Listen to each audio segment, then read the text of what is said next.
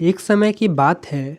पाटलिपुत्र नगरी में एक बहुत ही प्रतिष्ठित ब्राह्मण रहा करते थे।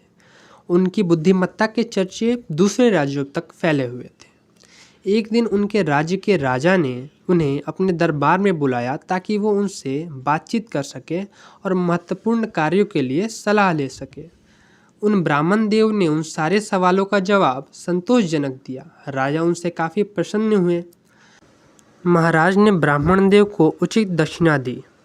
जब ब्राह्मण देव दक्षिणा लेकर जा रहे थे तो महाराज ने काफ़ी आश्चर्यजनक रूप से एक प्रश्न किया कि ब्राह्मण देव, आप तो काफ़ी बुद्धिमान प्रतीत होते हैं, लेकिन आपका लड़का काफ़ी मूर्ख है।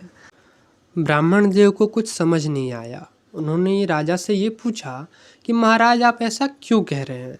तो राजा ने ये उत्तर दिया कि ब्राह्मण देव, आपके बेटे को ये तक नहीं पता कि सोने और चांदी में ज़्यादा मूल्यवान कौन है।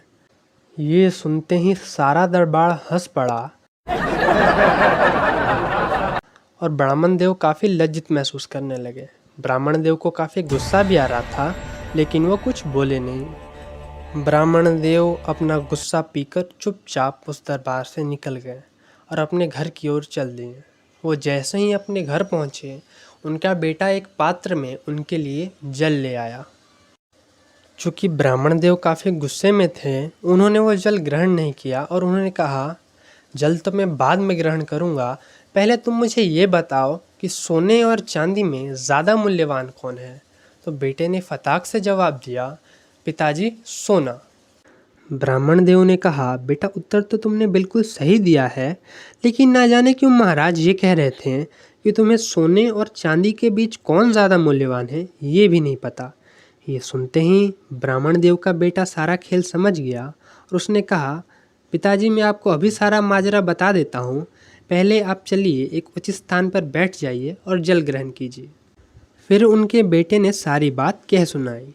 उसने कहा कि पिताजी, जब मैं रोज़ सुबह विद्यालय की ओर जाता हूँ तो महाराज आम लोगों के लिए जनता दरबार लगाते हैं और वो मुझे रोज़ बुलाते हैं और एक हाथ में चांदी का सिक्का और एक हाथ में सोने का सिक्का लेकर बोलते हैं, तुम्हें जो धातु सबसे ज़्यादा मूल्यवान लगे तुम उसका सिक्का ले लो। तो मैं रोज़ एक चांदी का सिक्का लेकर वहाँ से आ जाता हूँ।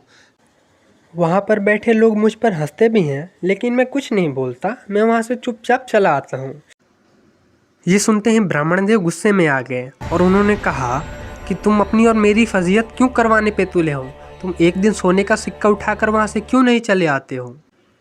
ये सुनकर उनके बेटे ने एक संदूक निकाला जो चांदी के सिक्कों से भरा हुआ था। ब्राह्मण देव ने कहा कि ये कहाँ से आए।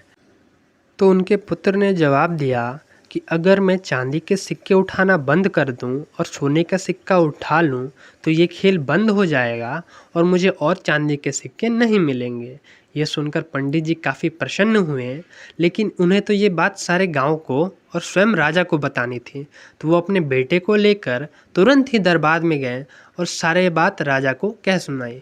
राजा ये सुनकर काफ़ी प्रसन्न हुए और उन्होंने एक सोने के सिक्कों से भरा हुआ संदूक उनके बेटे को भेंट में दिया। और राजा ने यह भी कहा कि सही मायनों में ब्राह्मण देव आपका लड़का बुद्धिमान है, और इस व्याख्या की सारे गांव में घोषणा करवा दी। वही दरबार के लोग जो कुछ समय पहले ब्राह्मण देव के बेटे पे हंस रहे थे, आज उसके लिए तालियां बजा रहे थे। तो दोस्तों, हमें इस कहानी से ये शिक्षा मिलती है कि अगर आप में कोई सामर्थ्य है, आप में कोई गुण है, तो आपको उसका दिखावा नहीं करना चाहिए। सही समय आने पर आपके गुणों की, आपके सामर्थ्य की पूरे जग में स्वयं ही चर्चा हो जाएगी। और अगर आप संघर्ष कर रहे हैं तो संयम रखिए, समय आने पर आप सूर्य से भी ज़्यादा तेज़ी से चमकेंगे। आप देख रहे थे spiritually awesome. Thanks for watching.